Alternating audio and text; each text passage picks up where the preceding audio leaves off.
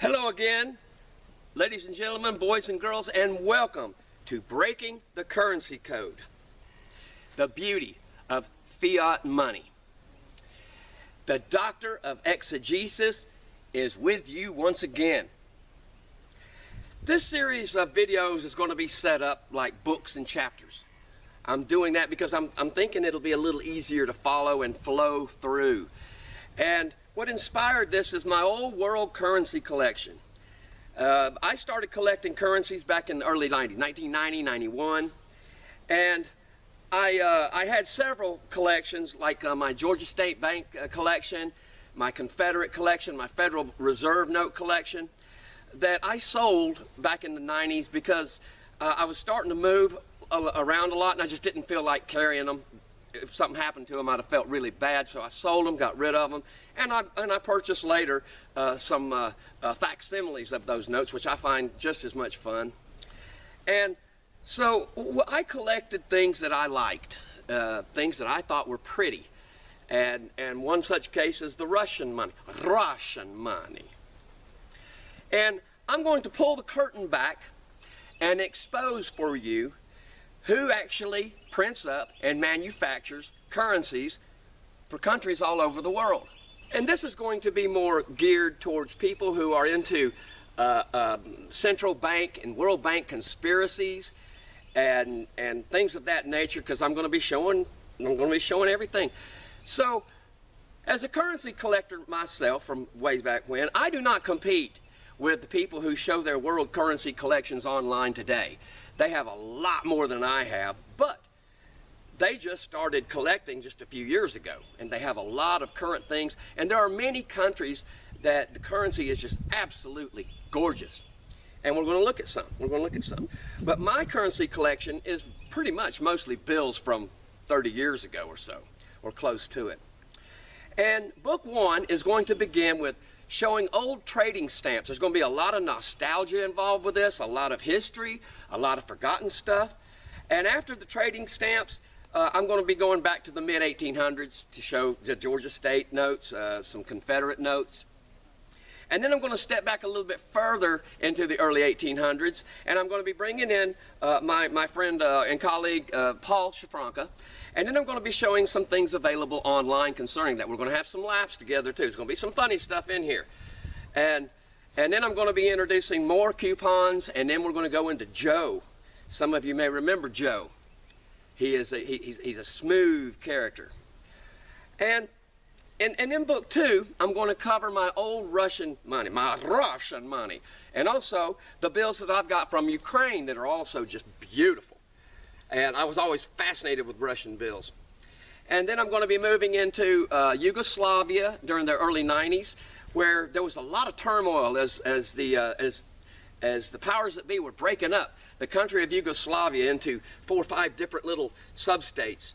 And we're going to be looking at some of that currency that was used during the Civil War. After that, I'm going to be showing my Saddam Hussein collection and some Iraqi bills. And then we're going to move into some old North Korean money. And then I'm going to be showing you some polymers or plastic bills, beautiful bills. And from there, I'm going to jump into an old Singapore note that's going to give us our clue to jump to the next platform. And we're going to be showing where a lot of this currency and central bank currency and government notes come from. And then I'm going to be showing you some of the most obscure currency on the planet. That's right, you're going to see it right here. The most obscure currency known to this entire planet. And book three is going to begin with an ultraviolet evaluation of my bills. And like I say, there are other people who show UV, and they just started recently. I've been doing this. I'm an old hand at it. And we're going to see how some of these materials that they use for security inside the bills themselves and the inks and the dyes, and how they glow under UV lamps. And after that, I'm going to be featuring an unboxing. I found it's actually an unenveloping. I found an old envelope full of some old stamps, and we're going to bring them out for the first time. It's an unenveloping. And then I'm going to be showing some shots of my the set that I designed to film all this. And there might be some outtakes along with that too. So hope you enjoy this. It's going to be a lot of fun. It's going to learn a lot. There's going to be a lot of history involved with this. Thank you for joining me. Now in this presentation, I'm not only going to be showing currencies, actual paper money currencies, but I'm also going to bring in some nostalgia and show different forms of currency. In this case, it'd be coupons or stamps. And these were really big in the 1960s and 70s. And you'll notice here, this is the S&H green stamps. Here's the 50, the 10. And if you're less than 50 years old, I don't think anybody would even remember these. And here you have top value stamps. And here's some gold bond stamps. These were the three biggest ones or most popular stamps when I was growing up in my area. But there were others as well. You can look up and see a lot about these, but I'm going to just point out some things. Is that you'll see that these stamps, they all had stick-em on the back, which I'll explain here in a little bit. And you notice the cut. Here's got three big ones. This has got separated medium-sized holes. And this particular model here has medium and small, tiny holes in the perforations. This one has, the top value here, has two holes out here that are medium. Then there's one in the center there that's a little bit larger. And then you've got two on each side, and then two on the ends. And here you see the sequence of perforations here, where you tear the stamp. And then you were to lick it in one of the books I'm fixing to show. Well, partly what got me into a lot of this is when my father and uncle had presented me their stamp books, their stamp collections. I was measuring them with you can get these little scales, metal scales. I like the metal ones until they get bent. But you can put these any of these stamps, even the postage stamps. You put them on there, and then you find out what they are, how they are, etc., etc. And you can, get the idea and write it down and put it in a category or however you want, but you learn from it.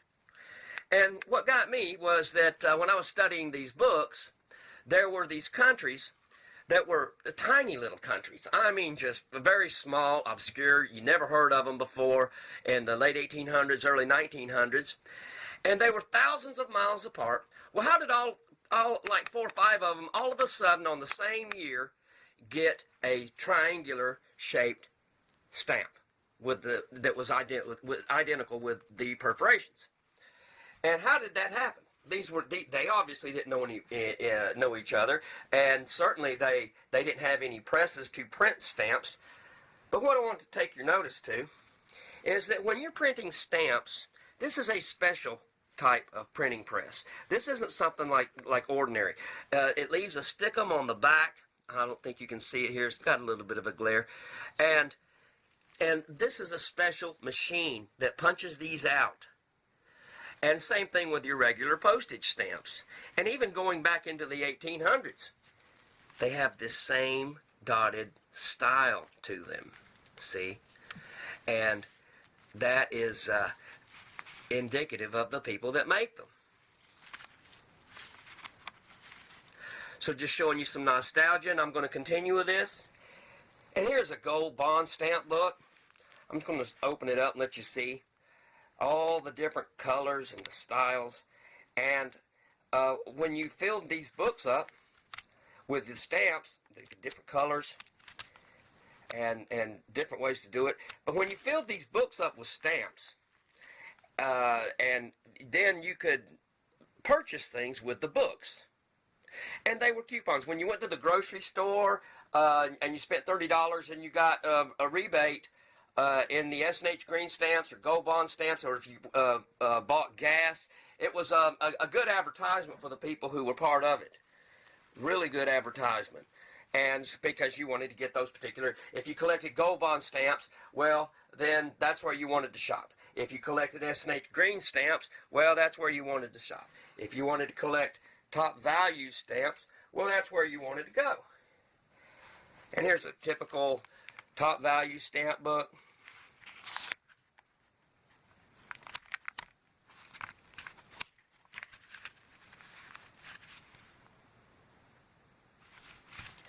And the same deal went. When you fill the book up, then you could swap it in for things. And I'm going to show some of the catalogs here.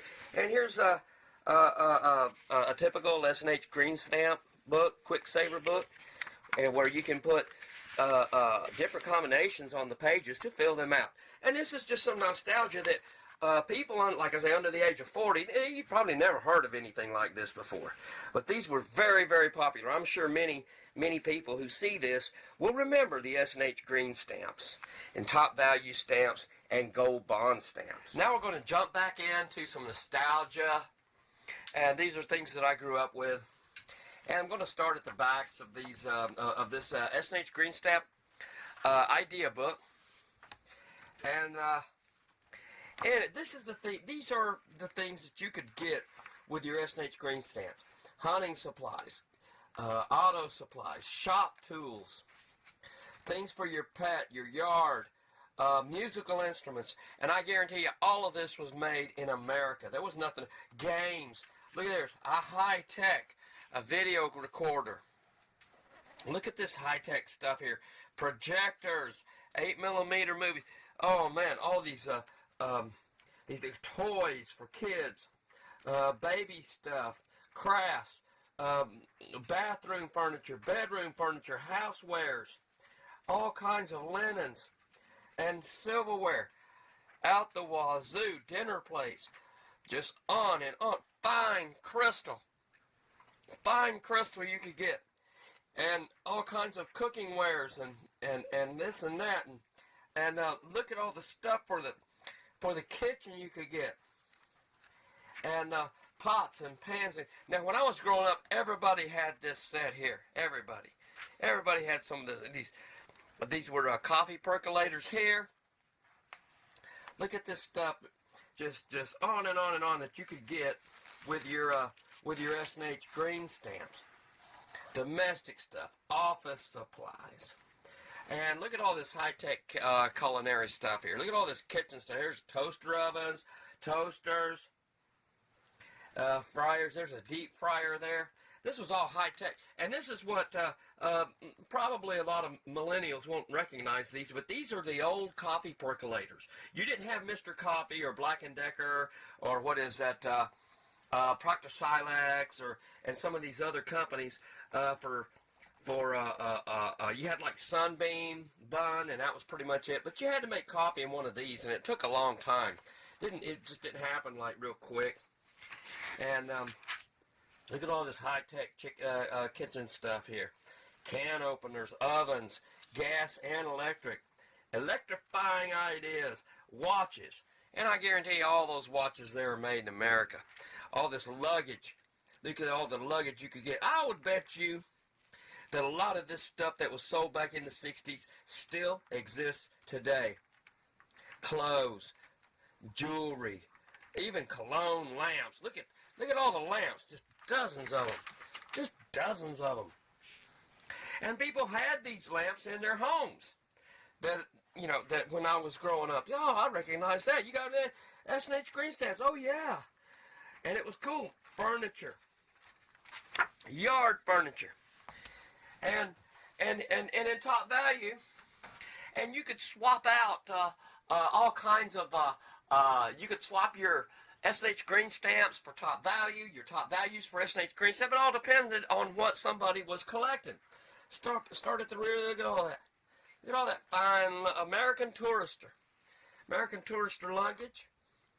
Let's go to the rear of it here, and let's see what all the stuff you can get. You can even get a car. You can get a bus. So let's say that your community, you got all the Boosters Club or PTA or something like that, and everybody wants to get together and put their top value stamps together to get a school bus. Get a Mustang, all these cars, a van, cars, and you could even purchase trips. You could go abroad just by collecting top value stamps. Camping equipment, sporting goods, yard goods, fishing, hunting.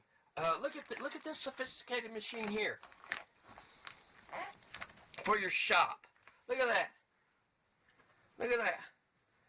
Nice machinery. This is back when Delta ruled. Delta and Craftsman, that was pretty much it.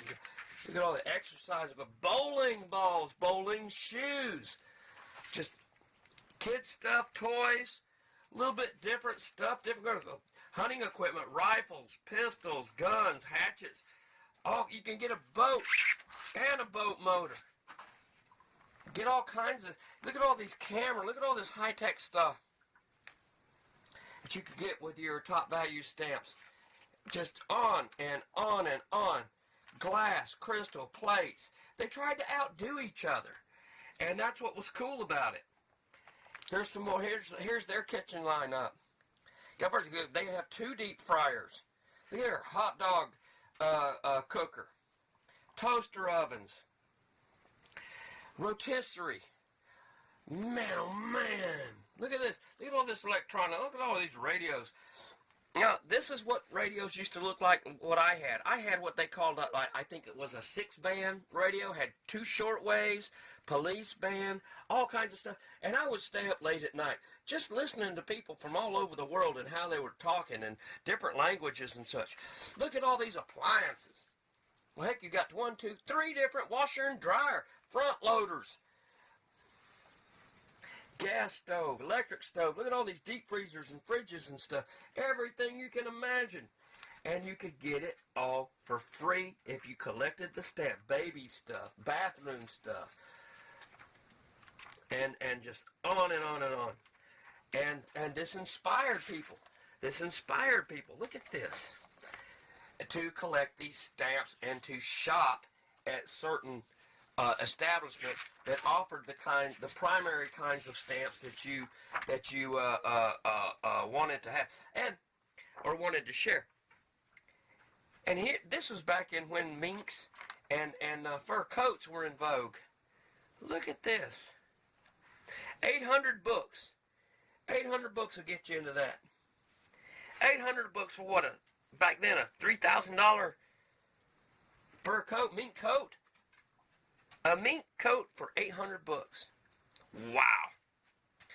All kinds of furs. Real furs back then. Just wanted to show you that. Take a trip back into nostalgia. Now I'm going to show some bills from the state of Georgia. And these are replicas. I used to have a whole book full of Confederate and Georgia state bills. And I sold them all. I was going to be traveling all around the country, and I didn't want to be burdened with them or risk storing them somewhere. Remember, we had hurricanes and floods in Florida quite often. And so I'm just showing some of these. I always thought they were beautiful. And I sure did enjoy collecting them. There's some more. Now look at these. Some of these are just beautiful.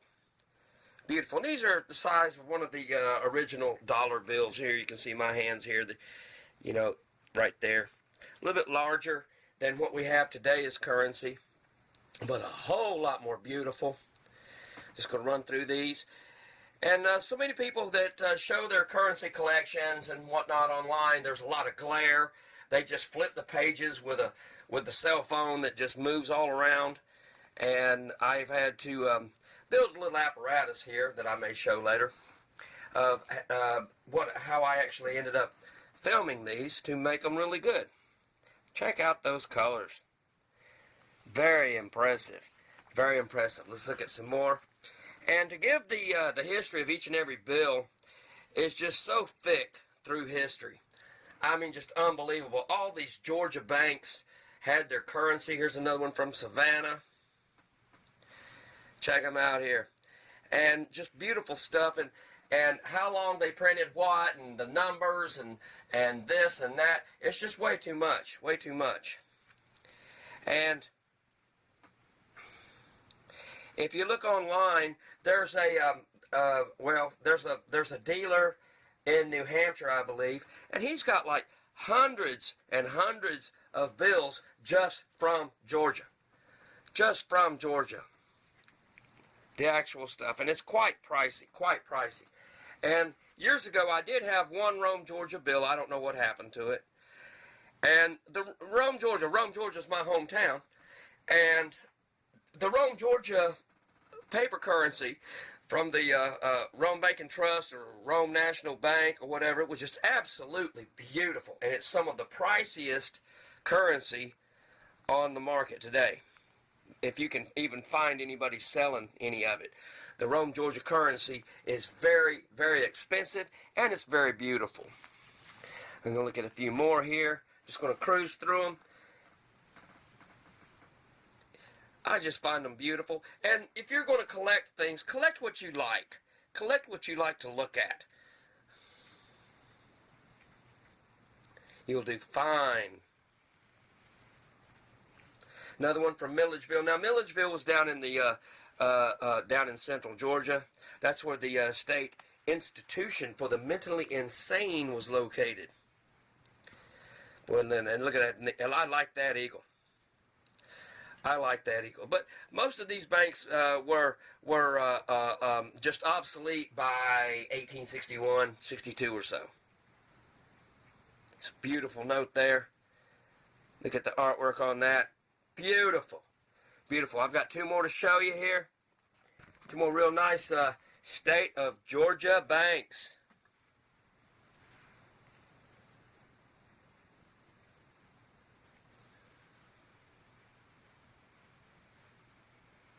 Beautiful stuff here. Now let's look at some Confederate money. Now, if anyone is interested in collecting Confederate money, you need to have a guide. You need to know something about it and kind of know which direction you want to go, because some of them get pricey, and I had a whole book of them, like I said earlier, but and I got rid of them and went with the replicas because I have more fun with them. And this one here is mine from Grover Criswell's Confederate Money book. If you look down here, my copy is 92, 93. And these books are very helpful. Confederate money is listed pretty much as T-notes. Like you'll see right here, a T-19, T-20. Let's go over here. Here's a T-24. And I can just spin here in the back of the book. Here you see a T-45 here. And that's how they're listed. And that's what you need to know when it comes to Confederate money. Here's some stuff, and when you go with replicas, you can get better copies of the bills, and you can study them, you can read them, because mine were all tattered and were just way pricey. But I like to study them, so it helps to have a good specimen. Good looking bill there. Look at some more. Because a lot of people haven't actually seen Confederate money before, and there's not too much of it online. There's like no one, hardly showing of really good looking American Confederate money. It's very intricate, and the books like Criswell's book. It gives you all the numbers, who the signers were, who all the pictures were. It gives you all the information of how many were stamped out, what year they were, and where they came from.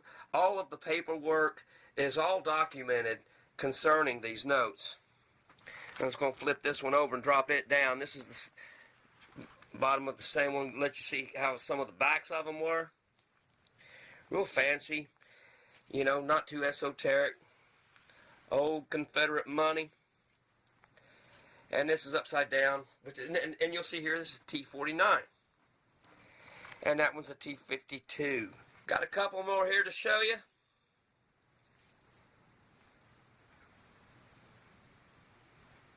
Good looking bills.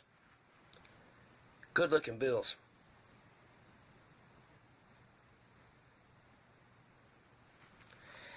And here is Bank of Windsor from Vermont. We're going to get into that a little more. I'm now going to show this bill here. And this bill has a story behind it. And I'm going to explain what happened and how it happened. This is going to be a little lengthy, but you'll catch the hang of it here. And Paul and I were just talking crap, throwing out ideas, and just laughing and having a party over the phone one evening. And I told him, I said, I'm sure there's currency from a bank. And I said, just type in bank, New Hampshire banknote, like 1820 or 1830. And he did. He typed it in, and sure enough, it came up. There was a Vermont bank, the Bank of Windsor, and he says, wow, there's a $1 note for sale. It's $19.99 plus like $2 shipping. And I'm like, oh gosh, buy it for me quick. Because, I mean, I had never heard of it. I had never heard of the Vermont Bank of Windsor. And I had been collecting money from years back and read so many catalogs. I have, you know, so much information on the subject. And so Paul ordered it, and I received it. It came in from Memphis. Okay, so we have this note here that at the time it was advertised, when I purchased this one, it was advertised as from 1830. So it had to come down from Vermont to Memphis. Okay, well, I called the guy and I asked him, I said, have you ever seen this before? He goes, oh no, I've never seen anything like it. He said that I asked him, I said, well, did you get it from Vermont? He goes, no, he said, I got it from Iowa. So it had to have gone from Vermont to Iowa to Memphis, and from Memphis to Illinois. Okay, so this note had, you know, it's got a couple thousand miles on it, and it's got almost 200 years on it. Well, I'm going to open it up here, and Paul was excited to find it. When he found it, he was excited. He goes, yeah, this is the only one available online, and it is. It was the only one available. We're going to look at it. This thing is in mint condition, completely uncirculated. Completely uncirculated. There's a couple of things here I want to show. We're going to look at the thickness of this one. Set it in there. Come on. 1.5. I don't know if can you see that? I'll lay it down here in a minute.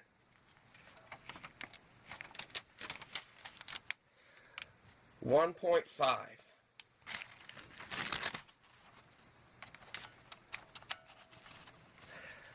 1.5. 1.5. And trust me, ladies and gentlemen, this is a very fragile piece of paper. And I thought, wow, that is very special, Paul. This is incredible. I never heard of that.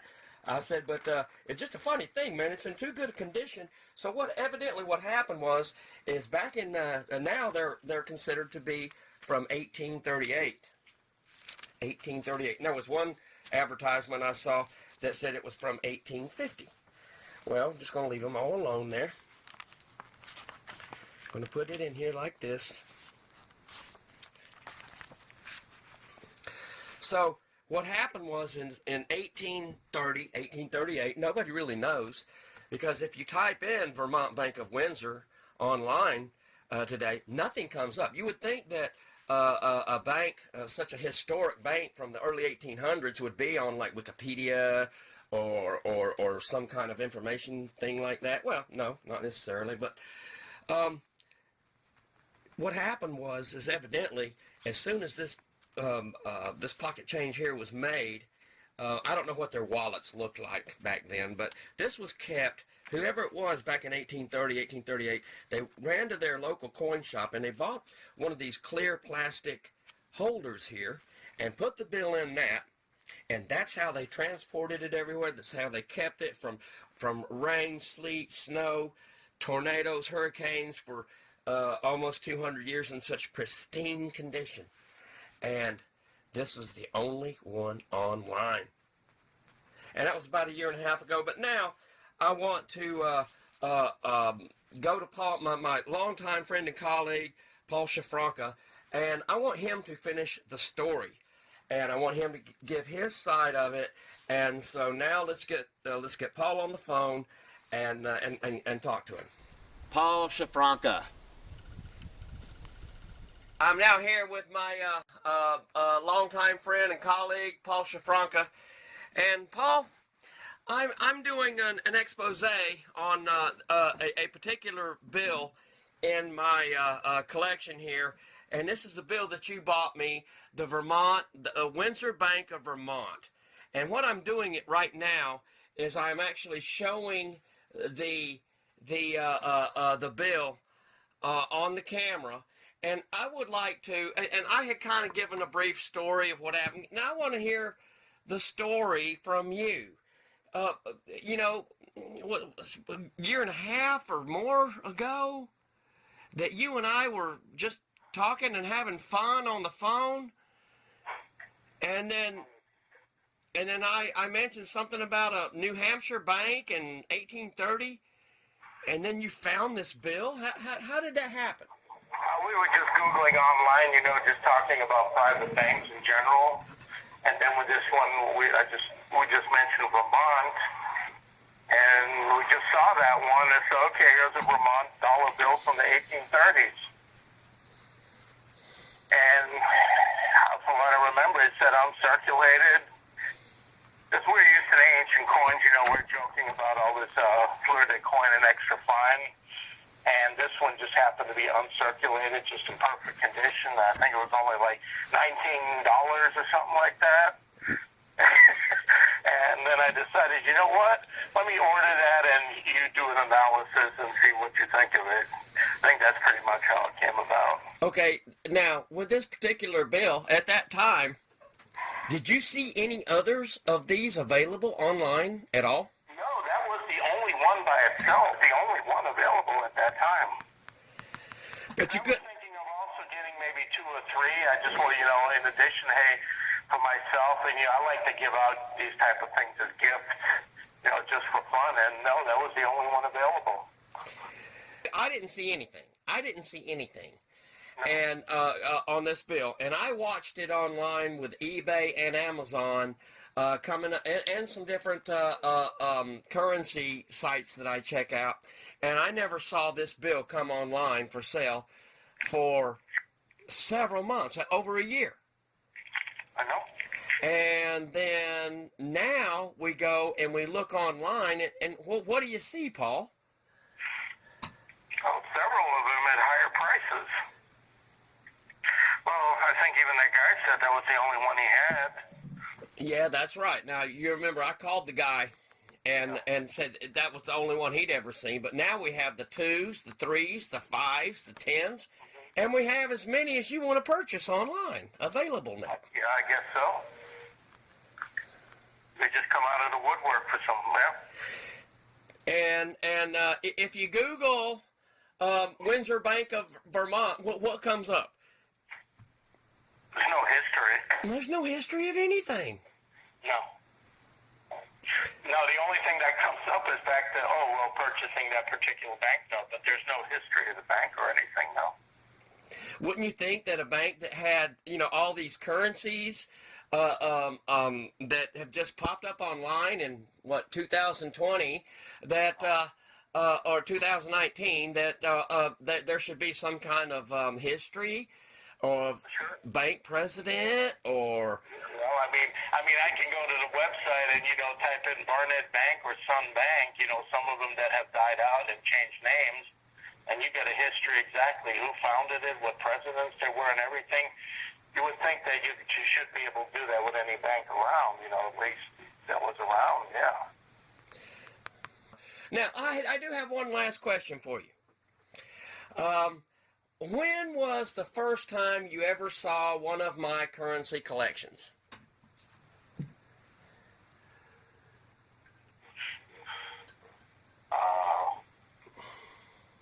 Long time ago. 92? Yeah, when I first met you, you had a currency collection. Yeah, I know. Yeah, definitely. And then when this currency, but studying my books back then, you developed an affinity. You wanted to know more. You had it right there. You had the information. You studied my currency books quite often. Yeah. So when this particular bill came up online, you and I both were kind of perplexed, weren't we? I'd never heard of that. No, I haven't either. No. Well, you had other notes from Georgia banks or Rome, Georgia, where your hometown, and banks that existed prior to the war. You had a bunch of currency notes, but that one, no. But I mean, I'm sure Vermont and all the states had their own private banks. But if this note, now you've known me for there should be a history of even. I mean, we know that there were a lot of private banks because the United States didn't print any notes until the Civil War, but there should be a history of at least, the banks that existed, even if they only existed for a year or two, there should be a history of those banks and why they went under. I mean, we have Roman emperors that only lived for 2 weeks, and we got a bunch of coins and a bunch of history on those guys, but the bank that existed in Vermont for, supposedly a few decades, we have no history of. Okay. I'm going back decades. I'm going back 30 years ago, okay? If I had known that this particular currency was available at this price point, do you think I would have had one? Oh, I'm sure you would have. Oh, yeah, if that existed back in the 90s, yeah, you would have had one. Or 2 or 3. I would have had the whole set. That pretty, I would have had the whole set. I would have had this whole set. Of course, yeah, exactly. Okay, well, listen, man, thank you very much. I appreciate it, and I'm going to be using this in my video. Okay. Now I'm going to show you some of the notes from the Bank of Windsor, Vermont, that are available on eBay as of a few weeks ago, which would have been probably early March, late February or so when I saved this screen caption. And now they're all over the place in sets, and they're getting graded now.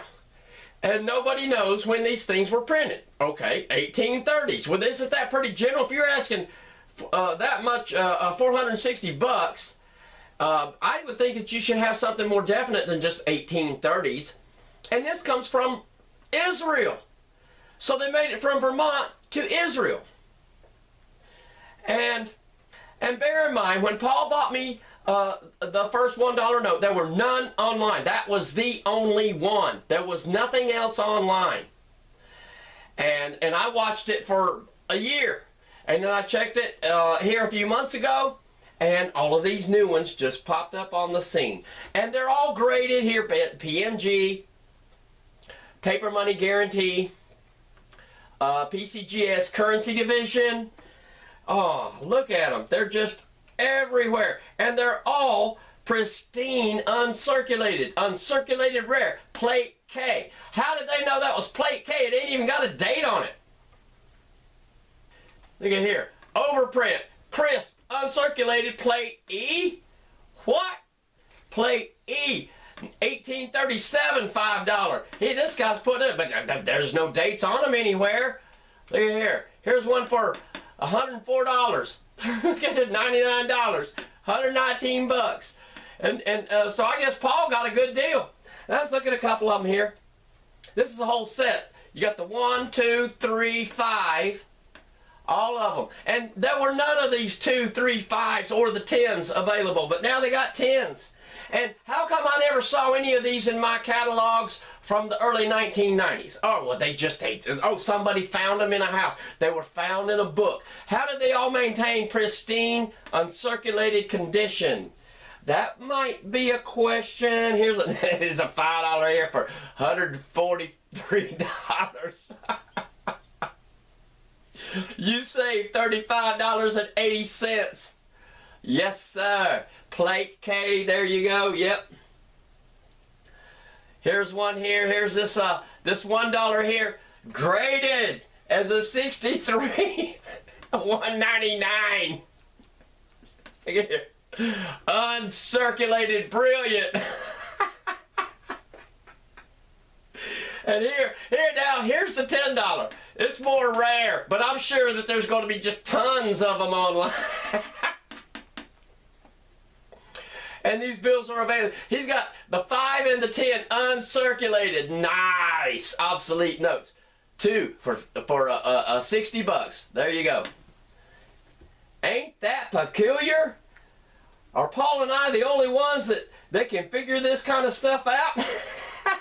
Here's another one for $87. Rarely banknote, uncirculated, uncirculated, uncirculated.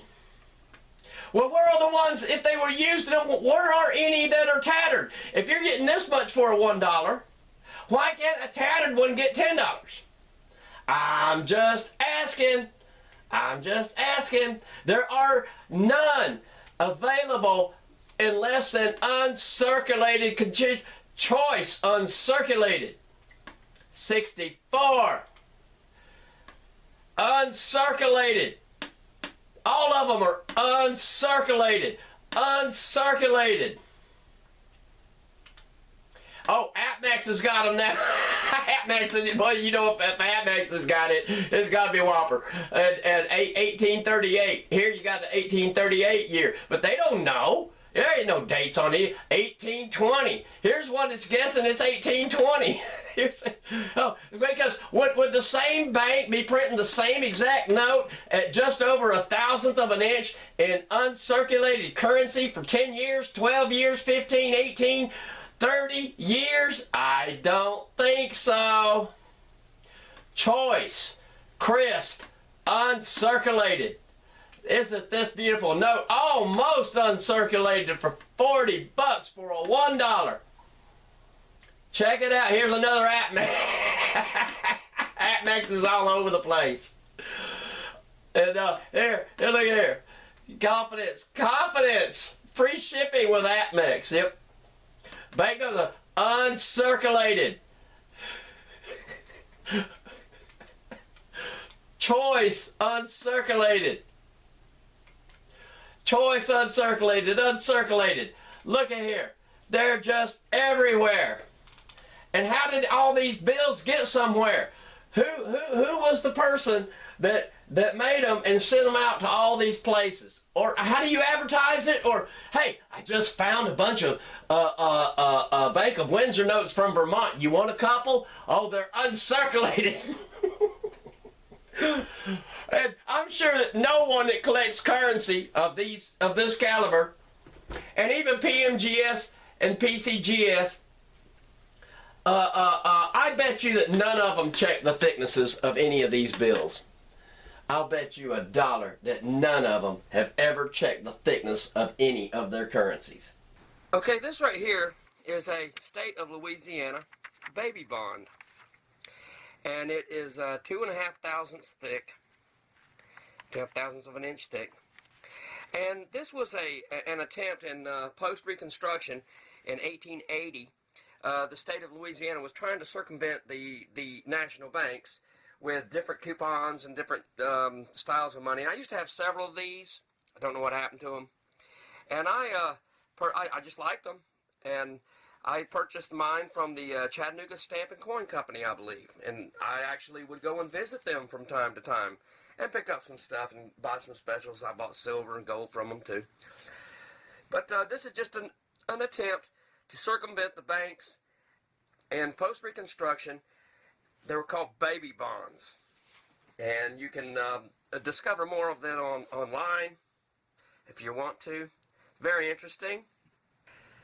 Now I'm going to show you some more strange currency to me that I've had this set for decades, and I always held on to them. They're not worth a whole lot of money, but I enjoyed them because of what they are and what they do. This is from Borough of Lottie in New Jersey, and this is what they called tax anticipation notes. Yeah, tax anticipation notes from 1936. And the fine print is great. It's just very intriguing to me. I'm just going to scroll up and show you my set.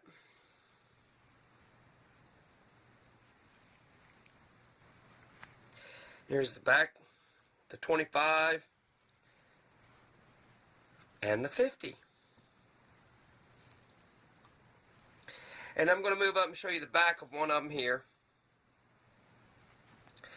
And it says here, this note or any tax revenue note issued in renewal thereof will be accepted in payment for and discharge of any taxes due to said borough for the year 1936, and it will be accepted in payment for and discharge of any water rents due to said borough. Okay, now, 1936 is right in the middle of the Great Depression.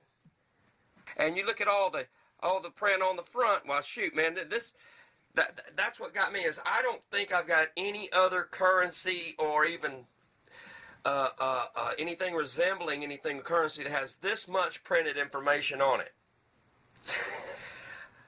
Now I'm going to show you my food stamp collection from the early 90s. I thought that perhaps, man, I want to collect things that nobody else is going to collect. So I said, oh, food coupons, because they're illegal to have. You know, if you get caught with these, and you know, you can get sent up the river. And I have these 3 books here, and these are complete books. And they have all these food coupons in them. These are the 10s. You got the 5s, 1s, and I figured that no one else would collect them. Well, come to find out, there are several people that held on to these, and there are many available online. And face value was $65, and I don't know how much I paid for them. But it was close to face value. It was either a little more or a little less, depending on which one of these I had to get, because I wanted to collect them. I wanted them in pristine condition, and if I had to pay $10 for a food coupon book for $7, that was fine with me. That was fine with me. And here's the back of them. How do you find the best meat buys? Look at all this.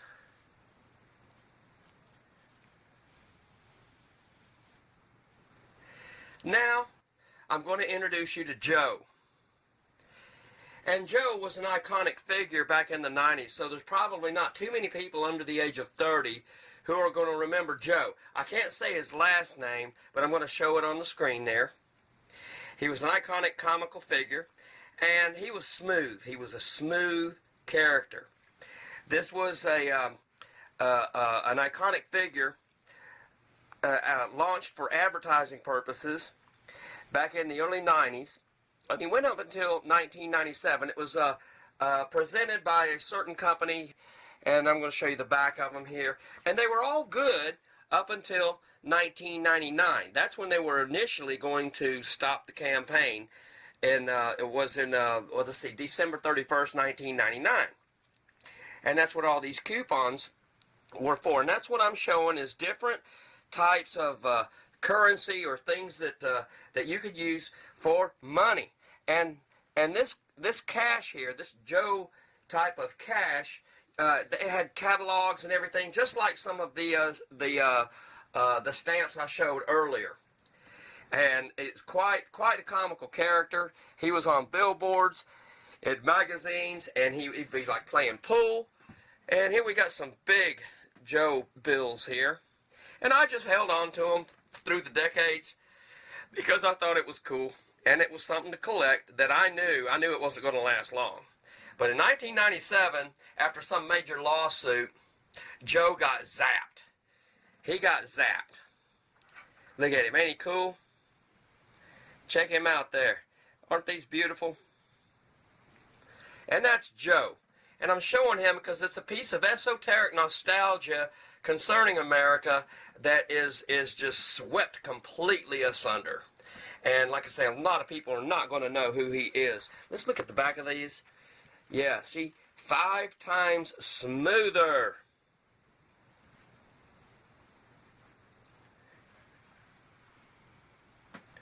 Really nice looking bills, actually. Okay, I'm going to jump sideways again here. Just for a moment, I'm going to show the beauty of fiat money. This is my long distance landline bill. I can make a payment. I can click on it. I can click on it. Choose this one here. I click. I had to click once. Scroll down. Yep, that's the one. Now I'm going to submit payment. Yeah. 3 clicks. I didn't have to send in gold. I didn't have to send in a pound of silver or several ounces of silver or a couple of grams of gold. I didn't have to do all that. I just love this. Isn't this wonderful? Without fiat money, there wouldn't be any online internet trading at all. That was so easy and fun.